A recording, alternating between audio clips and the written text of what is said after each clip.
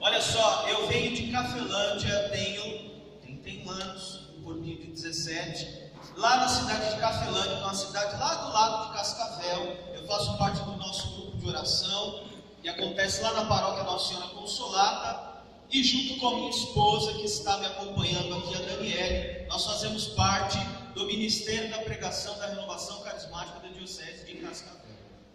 E eu preciso dizer assim que reconhecer publicamente que eu não tenho conseguido cumprir a minha missão de casado.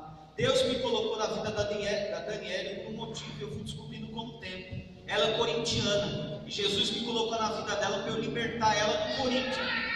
Só que ainda não consegui fazer isso.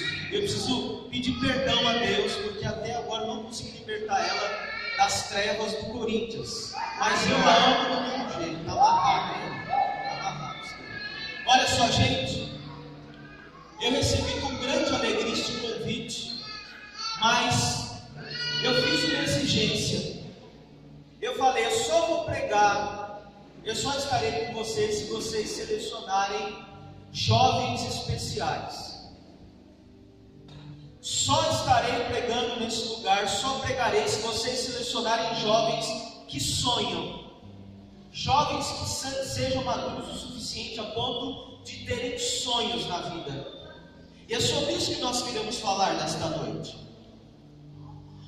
O sonho é aquilo que dá sentido para a nossa vida, é aquilo que dá sentido para a nossa história. Se o ser humano não sonha, ele morre, a vida dele perde sentido. E é sobre isso que eu gostaria de falar com vocês nesta noite.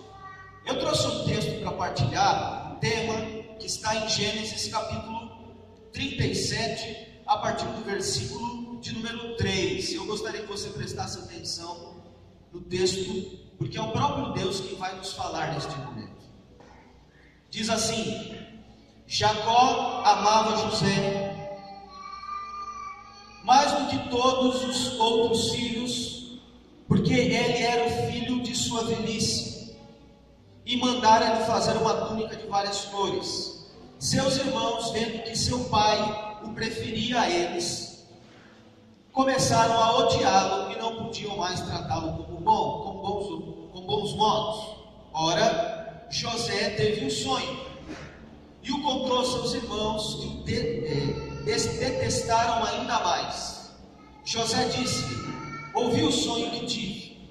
Estávamos limpando feixes no campo, e eis que o meu feixe se levantou e se pôs de pé, enquanto os vossos o cercavam e se prostraram diante dele.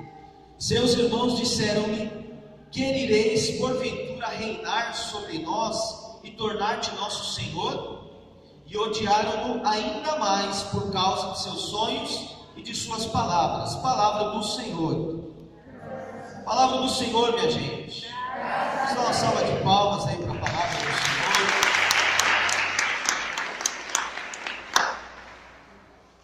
Com certeza você já deve ter ouvido falar de José.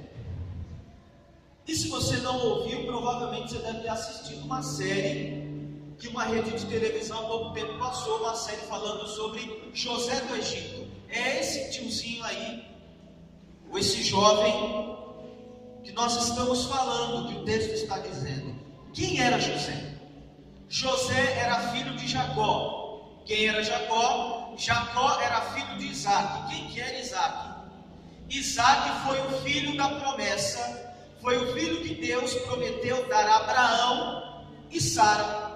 Diz o texto que Sara e Abraão já estavam um pouco velhinhos, de idade avançada. O anjo do Senhor apareceu para Abraão e disse assim: Abraão, eu vou te dar um filho. Por mais que Sara seja de idade avançada e não possa ter filho, eu lhe darei um filho. E diz o texto que Sara, curiosa da vida, como toda boa mulher, estava ouvindo a conversa atrás da porta e ouviu o anjo falar que ela fica grávida. O que Sara fez? Começou a dar risada. Até parece. Olha a idade que eu tenho, gente. Olha a idade que eu tenho. Esses negócios que eu tenho aqui em cima, olha como que eu ando chutando quase. Tão velho que eu tô. Já caiu, já está no pé. Vou ficar grávida como? Imagina esses negócios com leite, como que ia ser, andar assim, ó. Por que o anjo disse que o nome seria Isaac? Porque Isaac em hebraico significa risada. Porque Sara riu, o nome que vocês vão colocar nele é Isaac. Que a gente vai voltar daqui um ano, e Sara estará grávida. Então Isaac era filho de Abraão, que era pai de Jacó, que era pai de José. José era o 11º filho de Jacó. E diz o texto que ele era o mais novo, e que Jacó não escondia o amor que ele tinha pelo filho mais novo. E diz o texto que os irmãos mais velhos tinham um recalque. Não está falando assim na Bíblia, mas a pregação é minha, eu falo do jeito que eu quiser. Dizem que ele tinha inveja, eles tinham inveja do mais novo, por 2 motivos. Primeiro, porque ele era mais amado do pai, e segundo, porque José era um homem que sonhava, era um jovem que sonhava. E por que eu escolhi esse texto, meus caros jovens? Um texto que foi escrito há mais de 2000 anos atrás, para dizer que isso aqui continua existindo, para dizer que existem 2 tipos de pessoas no mundo. Existem as pessoas que sonham, e existem as pessoas que têm inveja, ódio e recalque daqueles que sonham. O mundo é definido assim, dos que sonham e dos que não sonham. Como a Bíblia enxerga o sonho? Como a Bíblia pensa, interpreta o sonho? De que maneira a gente pode olhar, por exemplo, o sonho de José? Como é que nós podemos olhar o sonho que José teve quando o anjo apareceu em sonho, para dizer que ele seria pai de Jesus? A Bíblia enxerga o sonho como uma manifestação da mensagem de Deus. Quando se sonha na Bíblia, geralmente é uma mensagem que Deus dá ao homem de algo que provavelmente está para acontecer. O que tem a ver o sonho de José? Você já deve saber, mas eu quero lembrar aqui rapidamente. Por que a maioria dos sonhos, e José não teve só esse sonho, ele sonhou outras vezes também, e a maioria dos sonhos ele estava no meio e os outros estavam ajoelhados diante dele. E todo mundo se sentiu ofendido. Inclusive teve um sonho que o próprio Jacó estava aos pés de José, e o próprio Jacó ficou bravo com o sonho dele, porque ninguém entendia o que significava. E a gente sabe, se a gente sabe o mínimo da história de José, sabe o que vai acontecer com ele? Por inveja dos irmãos, os irmãos vão jogar ele num buraco, ele vai ser descoberto por alguns vendedores, que vão vender ele para o Egito. No Egito ele se torna escravo, e no Egito, lá depois, lá na frente, ele vai se tornar governador do Egito. Vai existir uma fome, uma miséria na região onde o pai e os irmãos viviam, e depois de muitos anos eles vão encontrar José, e sem reconhecer José, o que eles vão fazer? Vão se prostrar diante de José para pedir ajuda, sem saber que era o irmão e sem se recordar dos sonhos que José tinha quando era mais novo. Então, o sonho de José dizia o quê? Se referia àquilo que ia acontecer. Isso para a Bíblia, então, é uma mensagem de Deus a respeito de algo que está prestes a acontecer. Só que quando nós falamos de sonho, a gente também precisa olhar para outras áreas do conhecimento humano. Por exemplo, quando nós pensamos num sonho a partir da psicologia, o que o nosso amigão Freud dizia sobre os sonhos? Freud dizia que os sonhos é uma tradução dos nossos desejos e realizações. Geralmente aquilo que você sonha, não necessariamente do jeito que sonha, e às vezes a gente tem uns sonhos malucos. De certa forma é uma realização dos seus desejos do inconsciente. E quando nós falamos de sonho do ponto de vista antropológico, o que é antropologia? Antropologia vem de 2 palavras gregas, antropos, que significa homem, logia, estudo. Então, a antropologia é uma área do conhecimento humano que estuda o ser humano.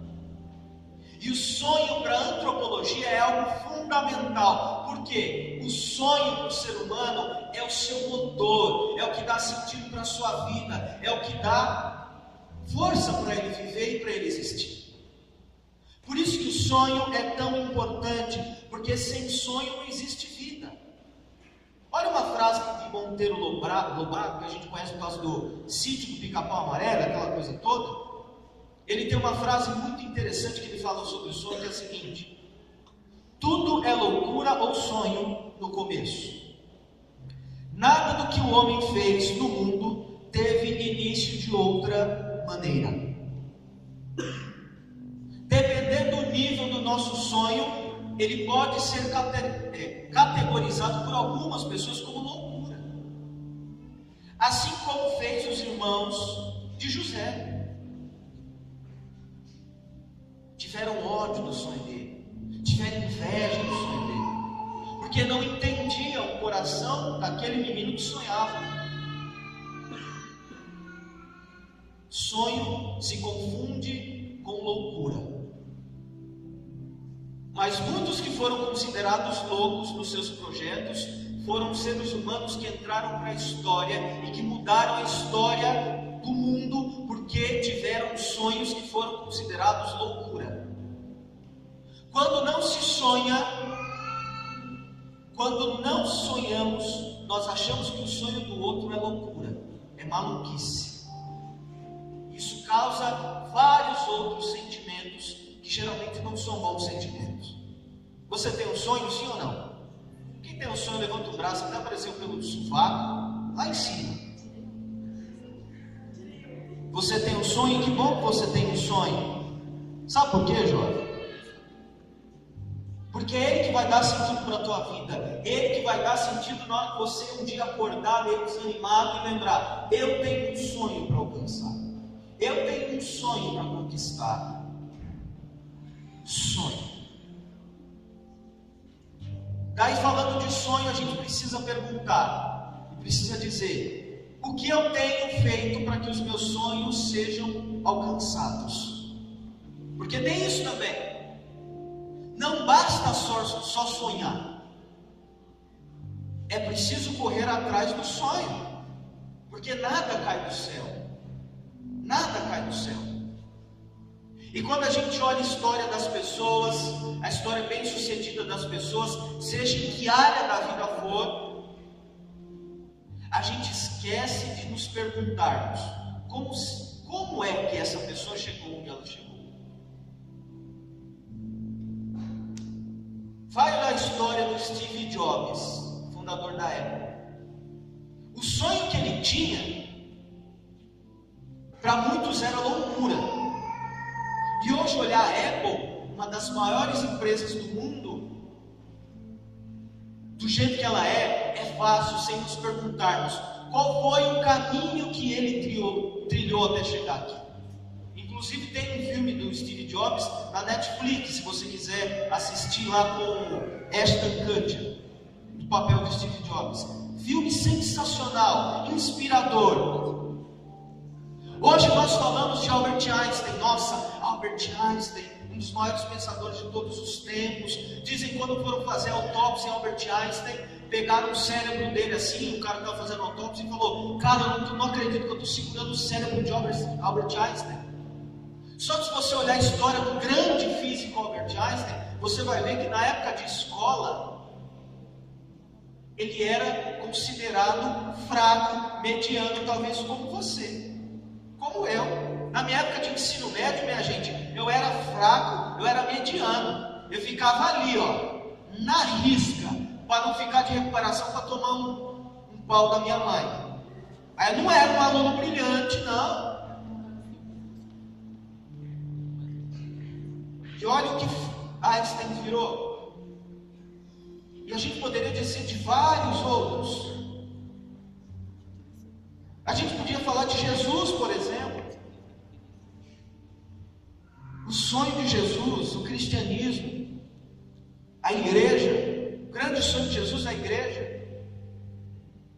Quando ele pensou a igreja 2000 anos atrás, tinha algumas pessoas ali do lado dele. Quem, gente? Pelo amor de Deus, um um traidor, Judas, para ajudar no sonho. Pedro, cabeça dura, estouradão, sem paciência, zero tolerância. Mateus, ex-cobrador de impostos, ladrão. Olha com quem Jesus contou para realizar o sonho dele da igreja. E olha o que o cristianismo é hoje no mundo. Ainda a maior religião.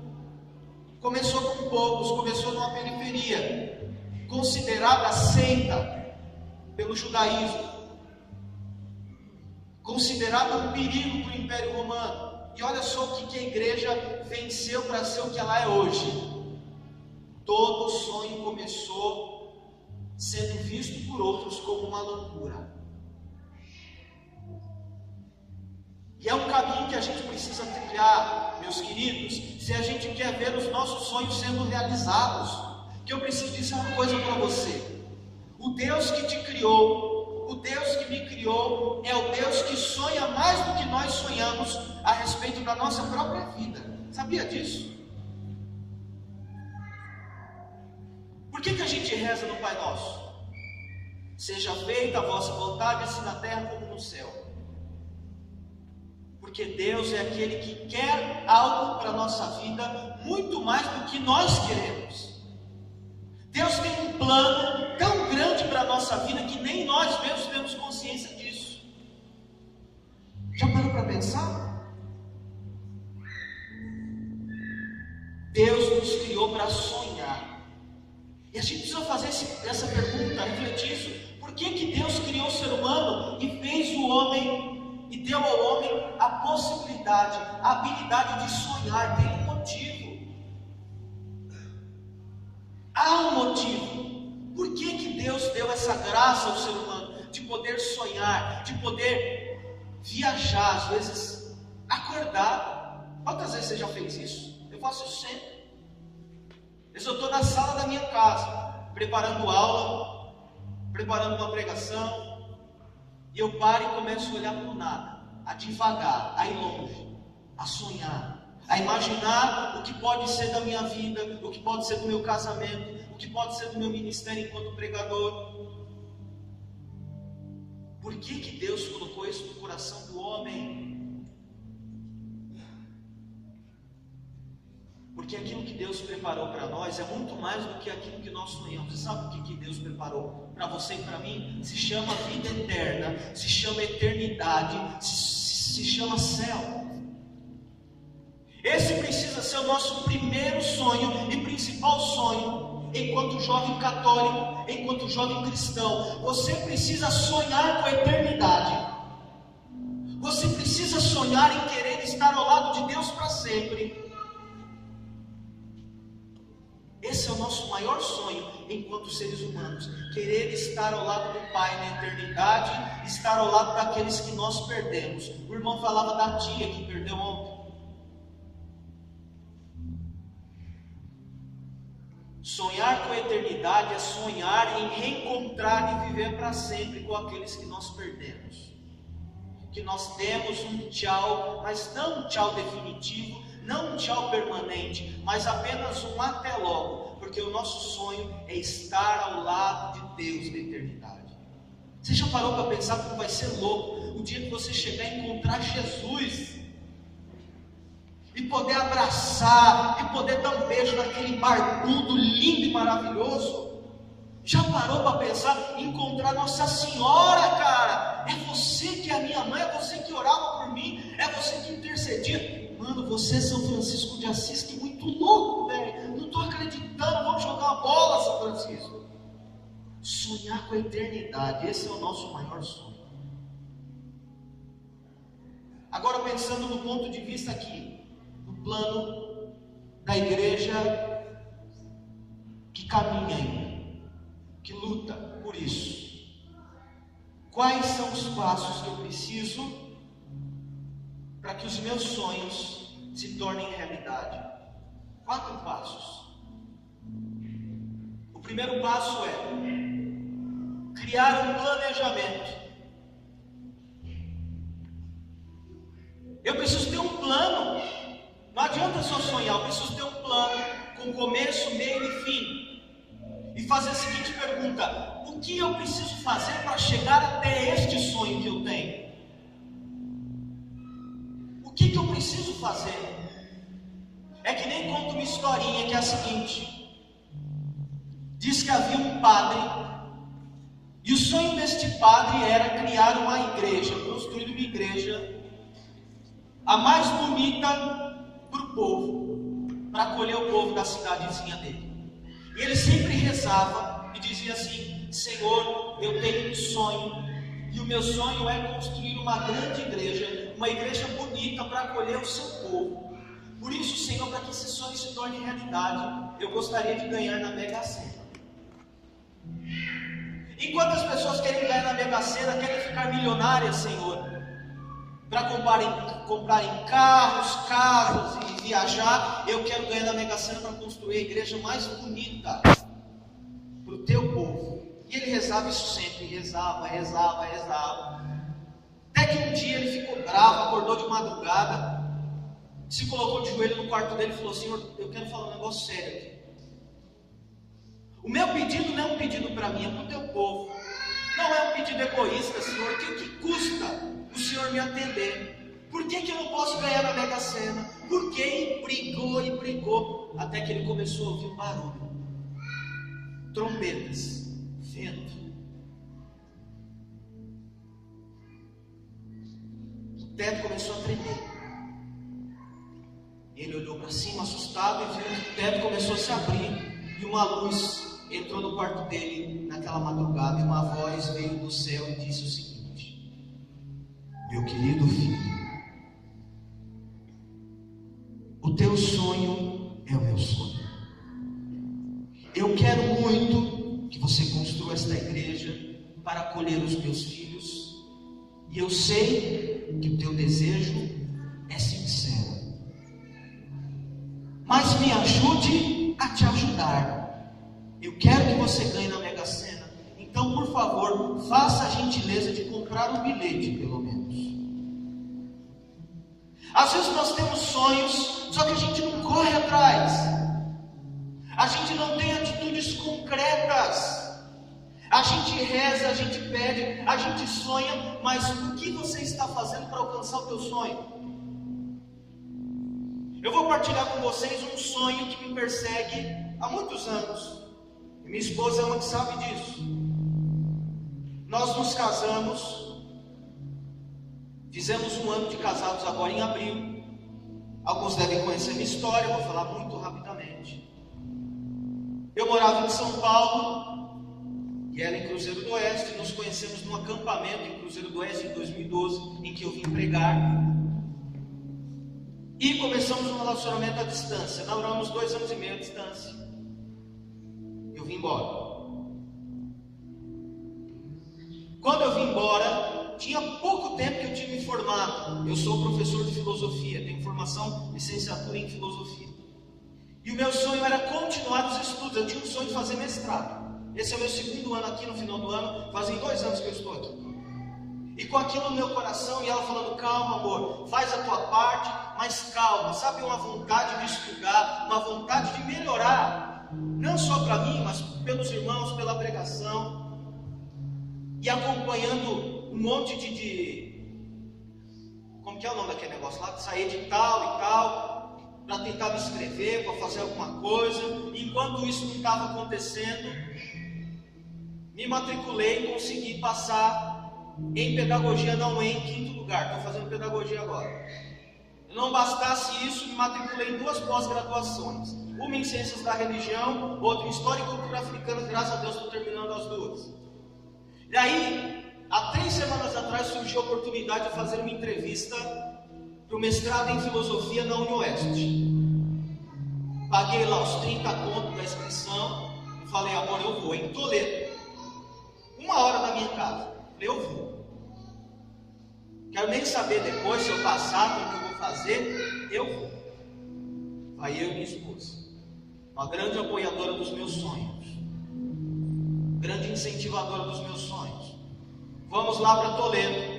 Entro numa sala sem fazer a mínima ideia de como ia ser. Levei todos os meus documentos, diploma, tudo que podia ser possível levar, eu levei. Não precisei de nada. Entrou numa sala 22 pessoas, 22 pessoas, 7 pessoas concorrendo à vaga no mestrado em filosofia e 3 para concorrer ao doutorado em filosofia. 2 professores, aí começa assim, vamos começar por aqui, nome, formação e os seus objetivos, o que você quer fazer esse mestrado? Eu falei, Jesus. Aí começou o primeiro, já arrebentou já. Meu nome é tal, tenho formação nisso, já tenho mestrado, já tenho um projeto aí, professor, já tenho mestrado em educação, eu já tenho um projeto encaminhado para o mestrado em filosofia, inclusive, professor, eu já li 3 livros seus. Eu pensei, velho, nem sabia que o tiozão tinha livro. Já comecei com desvantagem, mas pensando, ninguém vai fazer eu desistir do sonho que eu tenho. Devo ter sido lá o 10º dos 22 a se apresentar.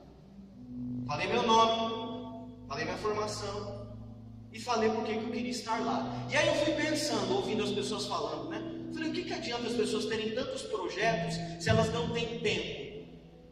Eu falei, eu vou falar que eu tenho tempo para estudar, porque eu só dou aula uma vez na semana, não estou fazendo nada, assistindo um monte de série aí, se você perguntar qualquer série da Netflix, assisti umas 10 em uma semana só, não tinha nada para fazer, velho. Eu falei, eu vou falar que eu tenho tempo. Eu falei, professor, eu quero fazer esse mestrado porque eu tenho tempo para estudar. E eu penso que não adianta querer se matricular no mestrado se a gente não tem tempo, não tem dedicação, e eu estou aqui porque eu tenho tempo. Beleza. Acabou a entrevista, lá vai todo mundo lá para puxar o saco dos professores, né? Cumprimentar, sou eu. Ele pegou na minha mão e falou assim, ó. Interessante aquilo que você falou a respeito do tempo, não é? O que mais as pessoas querem, o que elas menos têm, é tempo. E é muito bom ter tempo. Falei, opa, de 22, o cara lembrar do que eu falei, para mim foi um bom sinal. Eu fui partilhar com a minha esposa. E ela, mais pé no chão do que eu, falou, amor, eu não acredito que você falou isso para ele. Ele vai pensar que você é um vagabundo. A falar que você não tem tempo, que você não está fazendo nada da vida, eu não sei se ele vai interpretar isso positivamente, não. E eu fiquei, meu Deus do céu. 2 dias para esperar o resultado, dando F5 no computador toda hora, para atualizar a página da faculdade, F5, sai o resultado do edital, convocação. Das 7 pessoas, das 22 pessoas, das 7 que foram selecionadas para fazer o mestrado, estava o nome de quem? O meu. Para a honra e glória de Jesus. Sabe por quê? Porque quando você tem um sonho, não é a realidade, nem a realidade é capaz de frear um sonho que você tem. Para muitos pode pensar, mas isso é um sonho? Era um sonho, e agora é realidade. E agora eu estou pensando, eu estou atualizando o sistema aqui para ver qual vai ser o próximo objetivo, próximo sonho agora. Além do Benício, que eu estou esperando a minha esposa me dar ali. Nosso filho, né? Um dos objetivos é esse, o filhote.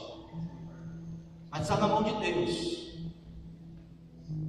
Ter metas, ter objetivos, estar preparado para o momento em que aparecer a oportunidade de você realizar este sonho. A segunda coisa, se eu quero manter vivo este sonho, se eu quero que esse sonho não morra dentro de mim, eu não posso abandoná-lo, mesmo que as pessoas digam que você é louco. Mesmo que digam para você que você está exagerando demais no sonho que você tem. Mesmo que digam assim para você, não, vai com calma, isso é da tua idade. Eu na tua idade tinha um monte de sonho, agora ó, casei, tenho você, filho, agora não sonho mais nada. Tudo que eu quero é pescar no final de semana. Vai com calma. Alguns pensam assim, não é? Eu não posso abandonar os meus sonhos, independentemente da realidade. Gente, a vontade que deu, humanamente falando, no terceiro é falar que eu queria ir no banheiro e não voltar nunca mais. Eu falei, gente do céu, de onde que mandaram esse povo aqui? Não abandonar o sonho. Terceiro,